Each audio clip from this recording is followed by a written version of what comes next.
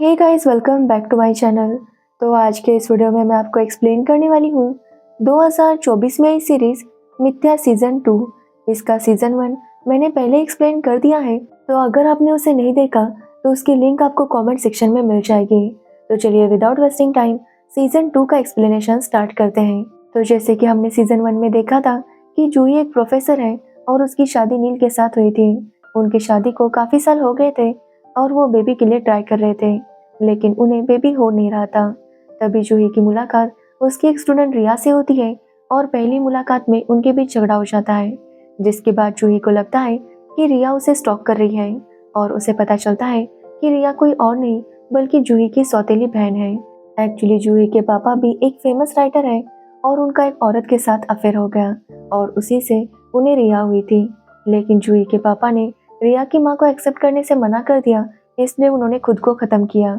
और इसी बात से रिया उनके ऊपर काफ़ी गुस्सा थी और वो डिसाइड करती है कि वो जूही की लाइफ बर्बाद कर देगी, क्योंकि वो जानती थी कि जूही के पापा उससे बहुत प्यार करते हैं और अगर जूही को तकलीफ होगी तो उन्हें भी होगी। इसलिए रिया जूही के हस्बैंड के साथ अफेयर करती है और उसके साथ इंटीमेट होकर उसका मर्डर कर देती है। अब सबसे पहले इसका शक जूही के ऊपर जाता है, लेकिन बाद में छानबीन करने पर पता चलता है कि यह मर्डर किसी और ने नहीं बल्कि रिया ने किया था और रिया को जेल हो जाती है। तो वही जूही को भी एक बेटा हुआ था जिसका नाम वो यश रखती है। तो वही रिया जूही से कहती है कि भले ही अभी वो जेल में है, लेकिन वो वापस आएगी और जूही से बदला लेकर रहेगी। वो एक ना एक दिन यश को उससे दूर लेकर चली जाएगी और यहीं से सीजन 2 स्टार्ट होता है, जहाँ पर हम जूही को देखते हैं जिसकी पहली नॉवेल धुन काफ़ी ज़्यादा हिट हो गई थी। इसके लिए जूही को अवार्ड में मिलता है और जूही बहुत ज़्यादा खुश थी। साथ ही हमें पता चलता है कि जूही को ऑक्सफोर्ड यूनिवर्सिटी से ऑफर आया था और वो वहाँ पर लिटरेचर पढ़ाने वाली थी। जिसके बाद जूही अपनी ऑटोग्राफ देने लगती है कि तभी उसके पास एक अमित नाम का बंदा आता है, जो जूही से कहता है कि वो उसके पापा आनंद का बहुत बड़ा फैन है। साथ ही वो जूही से कहता है कि जूही ने जो नॉवेल लिखी है वो उसकी खुद की स्टोरी नहीं है। अमित का कहना था कि जूही ने वो स्टोरी उससे चुराई है। जो सुनने पर जूही उसे कहती है कि इल्ज़ाम लगाना बहुत आसान होता है, लेकिन अमित कहता है कि एक न एक दिन जूही का सच सबके सामने आ जाएगा। ये बोलकर अमित वहाँ से चला जाता है। जिसके बाद हम रिया को देखते हैं, जो जेल से बाहर आ गई थी और बाहर आते ही उसने अपने पापा का बिजनेस टेक ओवर कर लिया था। एक्चुअली रिया के पापा का नाम राजगुरु है और उनकी और रिया की माँ की शादी हो गई थी। शादी के बाद रिया की माँ का जूही के पापा के साथ अफेयर शुरू हो गया और उन दोनों को बेटी हुई रिया। जिसके बाद हम पुलिस ऑफिसर को देखते हैं, जो राजगुरु के एक्सीडेंट के केस की कार्रवाई कर रही थी। वो यही सोच रही थी कि इतने बड़े आदमी की डेथ हो गई, लेकिन इसकी पूछताछ के लिए कोई भी नहीं आया। तो पुलिस वाला कहता है कि राजगुरु की जो सेकेंड वाइफ है वो अभी कोमा में है और उनकी बेटी रिया कुछ टाइम पहले ही जेल से बाहर आई है। जिसके बाद हम जूही को देखते हैं, जो वापस अपने घर आती है। तब उसका स्टूडेंट शुक्रा उसका बाहर इंतजार कर रहा था और जैसे ही जूही आती है वो उसे कॉन्ग्रेचुलेट करता है। जिसके बाद जूही अंदर आती है और अपने बेटे यश के साथ खेलने लगती है कि तभी वो देखती है कि वहाँ पर एक लाइट्स लगाई गई थी। जूही जब उसे ऑन करती है तो उसमें लिखा गया था कि कॉन्ग्रेचुलेशन जूही, लेकिन ऑन करने के बाद वो जल जाती है, जो देखकर जूही थोड़ी सी डर गई थी। तो वही जूही के पापा जूही की सक्सेस से काफ़ी ज़्यादा खुश थे और वो जूही से कहते हैं कि वो उसके ऊपर बहुत प्राउड फील करते हैं। अब वहाँ पर जूही का कलीग विशाल भी आता है और दोनों मिलकर कई सारी बातें करते हैं। दरअसल विशाल की वाइफ अब कॉलेज की डीन बन गई थी और उसे विशाल और जूही पर शक था। जिसके बाद जूही विशाल को बताती है कि किस तरह वो अमित नाम के लड़के से मिली थी और उसका कहना था कि जूही ने अपनी नॉवेल प्लेजराइज की है, पर जूही का कहना था कि उसने ऐसा कुछ भी नहीं किया। जो सुनने पर विशाल उसे कहता है कि अगर उसे अपनी बात पर यकीन है तो उसे अमित के बारे में नहीं सोचना चाहिए। दूसरे दिन जब जूही कॉलेज आती है तो विशाल की वाइफ उसे कॉन्ग्रेचुलेट करती है और कहती है कि अगर उसे पता होता कि कल विशाल जूही के घर पर आने वाला है तो वो भी उसके साथ आती, लेकिन ये बात उसने उसे नहीं बताई। अब ये सुनने के बाद जूही समझ जाती है कि विशाल की वाइफ को अभी भी उनके ऊपर डाउट है। जिसके बाद जूही जब घर आती है तो उसके पापा उनकी बुक्स रद्दी में बेच रहे थे, जो देखकर जूही काफ़ी शॉक थी। तो उसके पापा बताते हैं कि उनकी बुक्स मार्केट में कोई भी नहीं खरीद रहा, जिसकी वजह से सारी बुक्स वापस आ गई थी और वो उन्हें बेच रहे थे। जिसके बाद जूही अपने पापा को बताती है कि उनके नाम पर उनके कॉलेज में एक लाइब्रेरी स्टार्ट होने वाली है, जिसके ओपनिंग के लिए आनंद को वहाँ पर बुलाया था। जो सुनकर आनंद इमोशनल होता है और जूही उसे संभालती है। जिसके बाद अगले दिन आनंद उस फंक्शन में जाता है और सबको थैंक्स कहता है कि उन्होंने उसके नाम पर ये लाइब्रेरी ओपन की। तभी उसे पता चलता है कि ये लाइब्रेरी एक ट्रस्टी की वजह से ओपन हुई है, क्योंकि उसी ट्रस्टी ने सारे पैसे दिए थे और वो कोई और नहीं बल्कि रिया थी। रिया को वहाँ पर वापस देखकर जूही और आनंद दोनों ही काफी टेंशन में आ जाते हैं, क्योंकि वो जानते थे कि रिया किसी खास मकसद से ही वापस आई होगी। जूही यही सोच रही थी कि पता नहीं अब रिया क्या करेगी। तभी वो देखती है कि यश गायब था। ये देखकर जूही का पूरा डाउट रिया पर आता है और जब वो रिया के पास जाती है तो यश उसके पास ही था। ये देखकर जूही काफी गुस्सा होती है और रिया को बातें सुनाकर चली जाती है। वो रिया को वार्न करती है कि वो यश से दूर रहे। जिसके बाद हम पुलिस ऑफिसर सुमन को देखते हैं, जो राजगुरु की डेथ के बारे में इंक्वायरी कर रही थी। तभी उसे पता चलता है कि रोनी नाम के आदमी ने जानबूझकर राजगुरु का एक्सीडेंट करवाया था, जिसमें राजगुरु की मौत हो गई थी। राजगुरु के चाय के बागान थे और उसमें काम करने वाला एक आदमी ने यह सब होता हुआ देख लिया था और वो इसके बारे में पुलिस को सब कुछ बता देता है। तभी वहाँ पर रिया आती है और सुमन से पूछने लगती है कि उसके पापा के कातिल का पता चला या नहीं, जिस पर सुमन कहती है कि जल्दी पता चल जाएगा। जिसके बाद रिया वहाँ से चली जाती है। तो वही सुमन को रिया पर यह डाउट था, क्योंकि राजगुरु की मौत के बाद सबसे ज्यादा फायदा रिया का हुआ था। साथ ही हमें पता चलता है कि रिया और रोनी मिले हुए थे, लेकिन रिया ने रोनी को अपने पापा को मारने के लिए कहा था या नहीं, यह बात हमें बताई नहीं जाती। तो वही आनंद लाइब्रेरी जाकर अपने स्टूडेंट के साथ अपने एक्सपीरियंस शेयर करने लगता है। तभी वहाँ पर शुक्र आता है और वो आनंद को बताता है कि वो जूही का बहुत बड़ा फैन है। जिसके बाद वो आनंद का भी ऑटोग्राफ लेता है और वहाँ से चला जाता है। अब आनंद जब घर लौट रहा था तभी वहाँ पर अमित आता है और वो भी आनंद को बताता है कि वो उसका बहुत बड़ा फैन है। वो आनंद की किताबों के बारे में बातें करने लगता है और आनंद को लिफ्ट ऑफर करता है। अब अमित की बातों ने आनंद को इम्प्रेस कर दिया था, इसलिए वो उसकी कार में बैठ जाता है।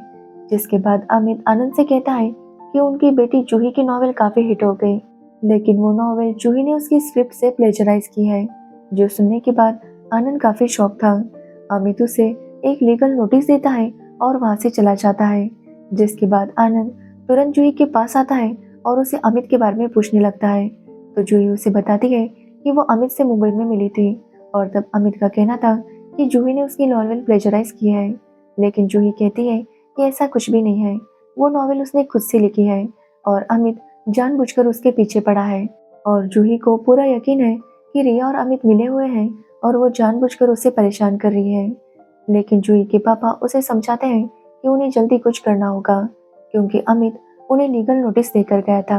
अब जूही अमित से मिलती है और उससे पूछती है कि आखिर वो ये सब क्यों कर रहा है, आखिर वो किसके साथ मिला हुआ है। अब ये सुनने के बाद अमित थोड़ा सा शॉक था और वो उसका कोई जवाब नहीं देता।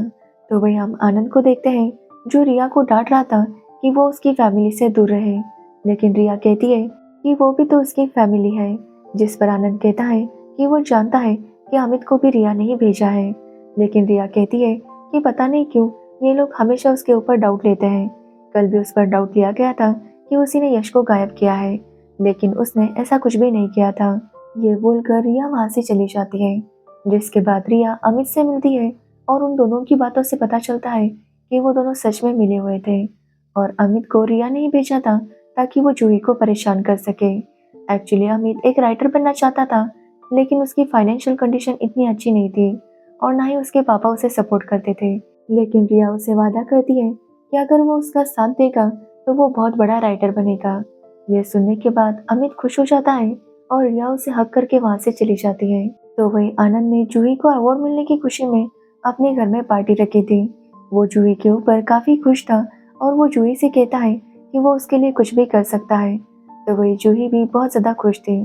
तभी वहां पर विशाल भी आता है और जूही और विशाल बातें करने लगते हैं। विशाल जूही से कहता है कि जब वो ऑक्सफोर्ड चली जाएगी तो वो उसे बहुत मिस करेगा। तो वही जूही का भी कहना था कि वो भी उसे बहुत मिस करेगी। तभी हम रिया को देखते हैं, जो चुपकर उन्हें देख रही थी। जिसके बाद रिया आनंद को एक वीडियो भेजती है और उस वीडियो में हम देखते हैं कि जब लाइब्रेरी का ओपनिंग था तो यश खेलते हुए एक जगह पर चला गया था।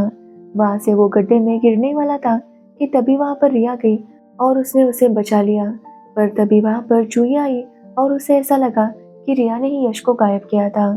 जिसके बाद रिया आनंद को कुछ डिटेल्स भेजती है जो कि अमित की थी और उसे बताती है कि अमित एक आईटी फर्म में जॉब करता है और वो राइटर बनना चाहता है। आनंद जब अमित के फोटोज देख रहा था तो वो देखता है कि अमित की एक फोटो भूषण के साथ थी जो कि एक पब्लिशर था। जिसके बाद आनंद भूषण को कॉल करता है और उससे अमित के बारे में पूछता है तो भूषण बताता है कि अमित की शॉर्ट स्टोरी को अवार्ड मिला था। तभी अमित ने उसे एक स्क्रिप्ट दी थी जिसका रिव्यू करने के लिए उसने उसे आनंद के पास भेजा था। तब आनंद को याद आता है कि जब जूही ने अपनी स्क्रिप्ट आनंद को दिखाई थी तभी उसके पास अमित की भी स्क्रिप्ट आई थी और वो दोनों स्क्रिप्ट के बीच में कंफ्यूज हो गया था और उसने जूही को जो अपने स्क्रिप्ट में चेंजेस करने के लिए कहे थे वो अमित की स्क्रिप्ट पढ़ने के बाद कहे थे और इसी वजह से जूही और अमित की स्टोरी थोड़ी सी सेम हो गई थी। जिसके बाद आनंद अमित से मिलता है और उसे बताता है कि वो नॉवेल मिक्सअप उसकी वजह से हुआ था। जूही को इसके बारे में कोई भी आइडिया नहीं थी। अब ये सुनने पर अमित उससे कहता है कि वो जूही की नॉवेल को मार्केट से विड्रॉ करे और फिर से उन्हें छापे जिसमें राइटर का नाम अमित होगा। साथ ही वो चाहता था कि जूही और आनंद सबके सामने माफी मांगे। अब ये सुनने पर आनंद उसे समझाता है कि वो उसे नई बुक के लिए स्पॉन्सर करेगा लेकिन अमित इसके लिए नहीं मानता। जिसके बाद आनंद उसे 50 लाख रुपए भी ऑफर करता है पर अमित इसके लिए भी नहीं मानता। जिसके बाद अमित रिया से मिलता है और उसे बताता है कि आनंद और उसके बीच जो भी बातें हुई थी उसने उसे रिकॉर्ड कर लिया है। जो सुनने के बाद रिया काफी खुश थी और वो अमित से कहती है कि अब वो उन्हें ब्लैकमेल करेंगे। जो सुनकर अमित अपसेट हो जाता है क्योंकि वो ऐसा करना नहीं चाहता था। अमित कहता है कि आनंद उसका रोल मॉडल था, उसे देखकर ही उसने राइटर बनने का सपना देखा था तो वो उसके साथ ऐसा कैसे कर सकता है। लेकिन रिया उसे समझाती है कि आनंद ने उसके साथ बहुत गलत किया है इसलिए ना चाहते हुए भी उन्हें ये सब करना होगा। तो वही हम जूही और विशाल को देखते हैं जो कॉलेज में बातें कर रहे थे कि तभी जूही को एक मैसेज आता है जो कि अमित ने भेजा था। एक्चुअली अमित ने उसका और आनंद का ऑडियो क्लिप भेज दिया था। जो सुनने के बाद जूही काफी शॉक थी और वो तुरंत अपने घर जाती है और अपने पापा से पूछती है कि आखिर वो अमित के पास क्यों गए थे। तो उसके पापा उसे बताते हैं कि किस तरह अमित की भी स्क्रिप्ट उनके पास आई थी और उन्होंने उसे भी रिव्यू किया था जिसकी वजह से वही सब उनके दिमाग में चल रहा था। और इसी वजह से जब वो जूही को उसके नॉवेल में करेक्शंस बता रहे थे तो उन्होंने अमित की स्क्रिप्ट में से करेक्शन बताए और इसी वजह से उन दोनों का नॉवेल सेम हो गया था। और अब आनंद को डर था कि अगर अमित ने ये बात मीडिया में बताई तो पता नहीं क्या होगा, जूही की बहुत ज़्यादा बदनामी होगी। जिसके बाद जूही अपने रूम में जाती है और अपने सोशल मीडिया पर लाइव आकर बताती है कि उसकी नॉवेल धुन प्लेजराइज्ड है और वो सबसे माफ़ी मांगती है। एक्चुअली जूही ने ऐसा इसलिए किया था ताकि अमित उन्हें और ना धमका सके। साथ ही अगर अमित ने अब वो वीडियो वायरल कर भी दिया तो भी कोई प्रॉब्लम नहीं होगी क्योंकि जूही ने पहले ही सबको सच बता दिया था। अब जब अमित जूही का वीडियो देखता है तो उसे आनंद और जूही के लिए काफी बुरा लगता है लेकिन रिया उसे कहती है कि वो उनके लिए कोई सिंपैथी फील ना करे क्योंकि वो दोनों बहुत बुरे हैं और उनके साथ ऐसा ही होना चाहिए। तभी रिया के पास रोनी आता है और उसके पास जूही की आईवीएफ रिपोर्ट थी जिसे रिया लेकर चली जाती है। अब दूसरे दिन आनंद रिया को उसी होटल में मिलने के लिए बुलाता है जहाँ पर रिया की माँ ने खुद को खत्म किया था। आनंद रिया से कहता है कि वो रिया की माँ से सच में प्यार करता था लेकिन उन्होंने उसे इसलिए नहीं अपनाया क्योंकि अगर वो इस रिश्ते को एक्सेप्ट करता तो आनंद की काफी बदनामी होती, इसलिए उसने रिया को नहीं एक्सेप्ट किया। वो रिया से कहता है कि वो जानता है कि वो उससे बहुत नफरत करती है और आनंद ने जो उसके साथ किया है इसलिए रिया का नफरत करना जायज है। इसलिए वो रिया से माफी मांगता है और खुद को खत्म कर देता है, जो देखकर रिया काफी शॉक थी। तो वही हम जूही को देखते हैं जो अपने पापा को ढूंढ रही थी। तभी उसे आनंद का लेटर मिलता है जो पढ़ने के बाद जूही समझ जाती है कि आनंद क्या करने वाला है। वो उसे ढूंढने के लिए निकलती है लेकिन तब तक बहुत देर हो चुकी थी। जिसके बाद आनंद का अंतिम संस्कार होता है जहाँ पर रिया भी आई थी। रिया को वहाँ देखकर जूही काफी गुस्सा होती है और उसे कहती है कि उसकी वजह से उसके पापा की डेथ हो गई। तो वही रिया को भी काफी बुरा लग रहा था क्योंकि आनंद की मौत हो गई थी। जिसके बाद रिया अमित के पास आती है तो अमित भी काफी डरा हुआ था। वो काफी ज्यादा ड्रिंक कर रहा था क्योंकि उसे ऐसा ही लग रहा था कि उसकी वजह से ही आनंद की जान चली गई। लेकिन रिया उसे समझाती है और इसी बीच में वो दोनों एक दूसरे के करीब आते हैं और इंटीमेट हो जाते हैं। जिसके बाद आनंद की शोक सभा थी जहाँ पर भी रिया आ जाती है। वहाँ पर विशाल भी आया था और वो रिया से कहता है कि कम से कम आज के दिन वो कुछ भी ना करे।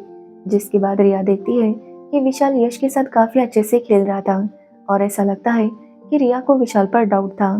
तभी वहां पर अमित भी आता है और वो जूही से माफी मांगता है, लेकिन जूही अमित पर काफी ज्यादा गुस्सा थी।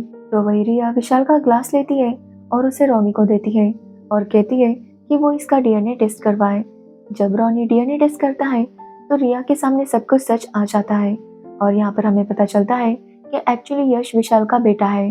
तो वही जूही समझ जाती है कि अमित की स्क्रिप्ट रिया ने बदली थी, जिसकी वजह से अमित को ऐसा लग रहा था कि उसकी जो स्टोरी है वो जूही ने चुराई है।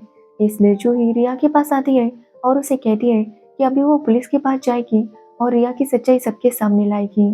कि तभी रिया उससे कहती है कि पहले वो अपना सच तो एक्सेप्ट कर ले। जिसके बाद रिया जूही को उसकी आईवीएफ रिपोर्ट और डीएनए टेस्ट दिखाती है और यहाँ पर हमें पता चलता है कि जैसे जूही ने अपने हस्बैंड से कहा था कि वो आईवीएफ से प्रेग्नेंट हो गई है, ऐसा कुछ भी नहीं था। एक्चुअली जूही ने नील को चीट किया था और वो विशाल के साथ इंटीमेट हो गई थी, जिससे वो प्रेग्नेंट हो गई। हालांकि ये बात विशाल को भी पता नहीं थी कि यश उसी का बेटा है।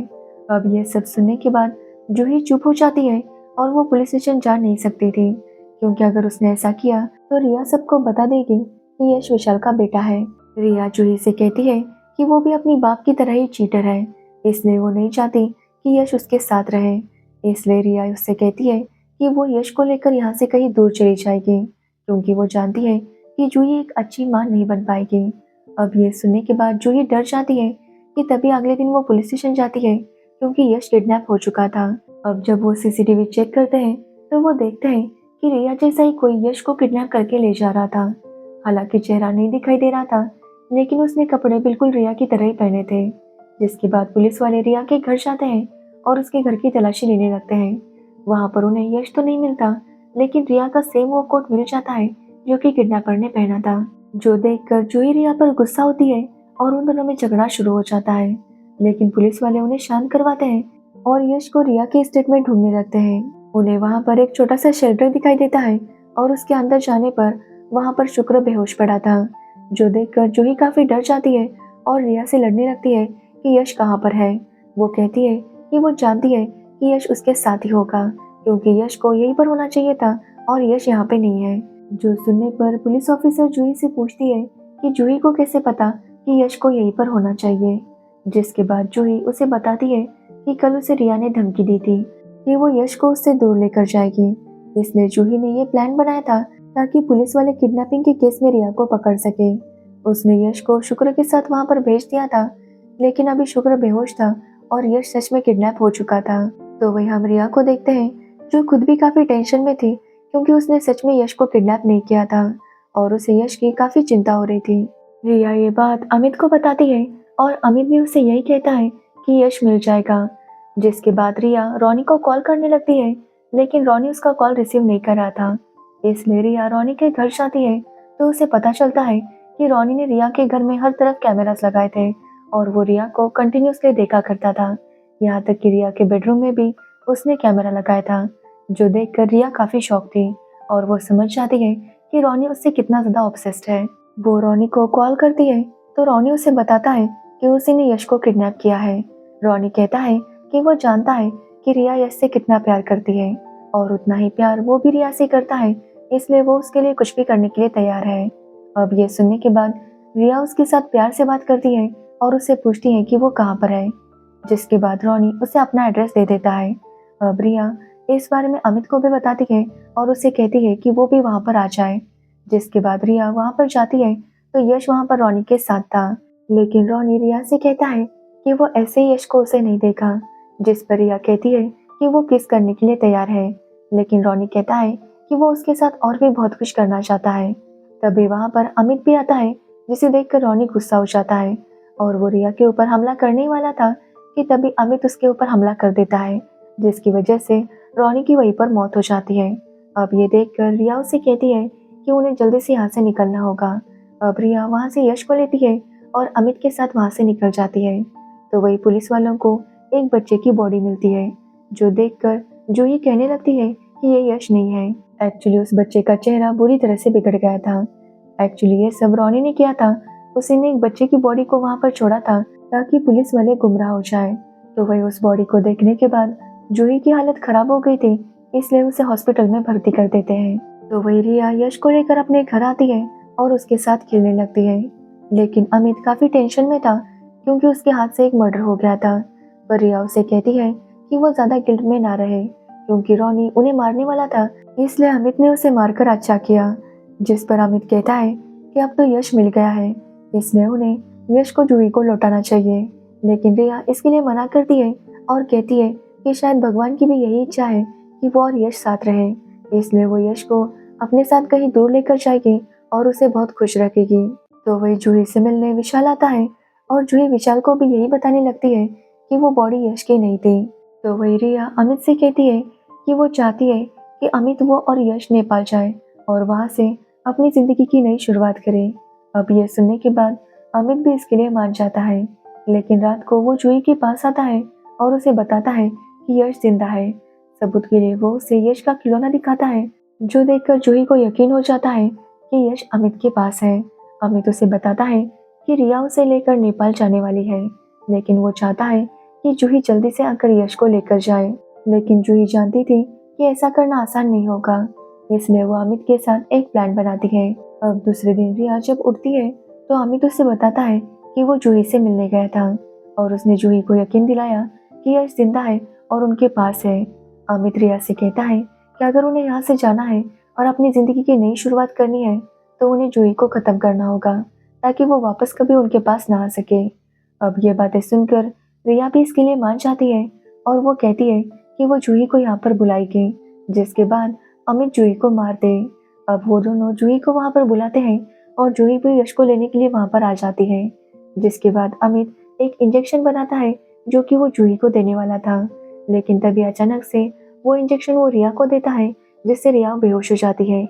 जिसके बाद वो लोग रिया को घर में छोड़ते हैं और यश को ढूंढने लगते हैं। दरअसल रिया ने यश को दूसरी जगह रखा था क्योंकि यहाँ पर जूही आने वाली थी। अब जूही और अमित मिलकर यश को ढूंढते हैं और उन्हें यश मिल भी जाता है। जिसके बाद वो वहां से निकल ही रहे थे कि तब तक रिया वहां पर आ जाती है और वो जूही को शूट करने वाली थी।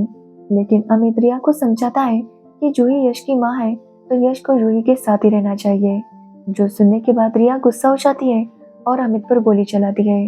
अब जैसे जूही ये देखती है तो वो रिया को दो कार के बीच में फंसा देती है। जिसके बाद वो उसकी गन लेती है और वो उसे शूट करने वाली थी कि अमित उसे रोकता है और उसे कहता है कि वो ऐसा ना करे क्योंकि ऐसा करने से जूही भी रिया की तरह ही बन जाएगी। इसलिए जूही वहां से जाने लगती है, लेकिन रिया उसे कहती है कि वो उसे जिंदा ना छोड़े क्योंकि अगर वो जिंदा रही तो वो फिर से वापस आएगी और यश को उससे दूर लेकर जाएगी। जो सुनने के बाद जूही गुस्सा हो जाती है और रिया को शूट करके वहां से चली जाती है। तो वही अमित भी वहां से निकल जाता है। जिसके बाद कहानी कुछ टाइम आगे बढ़ती है और हम रिया को देखते हैं जो अभी जिंदा थी। उसके पास पुलिस ऑफिसर आती है और उससे पूछती है कि उसके ऊपर गोली किसने चलाई। तो रिया बताती है कि ये सब रोनी ने किया है। रोनी उससे ऑब्सेस था, इसलिए उसने रिया के घर में कैमरास भी लगाए थे। वो रिया के साथ जबरदस्ती करने की कोशिश कर रहा था, लेकिन रिया वहां से भाग रही थी, इसलिए गुस्से में रोनी ने उसके ऊपर गोली चलाई। जिसके बाद वो पुलिस ऑफिसर रिया से पूछती है कि यश कहाँ पर है, लेकिन रिया कहती है कि उसे भी पता नहीं, लेकिन उसे पूरा यकीन है कि वो एक ना एक दिन यश को जरूर ढूंढेगी। जिसके बाद हम जूही को देखते हैं जो यश को लेकर यहाँ से कहीं दूर जा रही थी। जिसके बाद कहानी कुछ मंथ आगे बढ़ती है और हम अमित को देखते हैं जो एक बीच पर बैठकर अपनी नई स्टोरी लिख रहा था कि तभी उसके पास वही इंजेक्शन आता है जिससे उसने रिया को बेहोश कर दिया था। जो देखकर अमित काफी शॉक था क्योंकि वो समझ गया था कि रिया उस तक पहुंच चुकी है और यहीं पर ये सीरीज एंड हो जाती है। तो ये थी मिथ्या सीरीज की स्टोरी। अगर आपको इस सीरीज की स्टोरी और मेरा एक्सप्लेनेशन अच्छा लगा हो तो वीडियो को लाइक कमेंट शेयर जरूर करना और मेरे चैनल को सब्सक्राइब करना बिल्कुल मत भूलना। Thanks for watching video.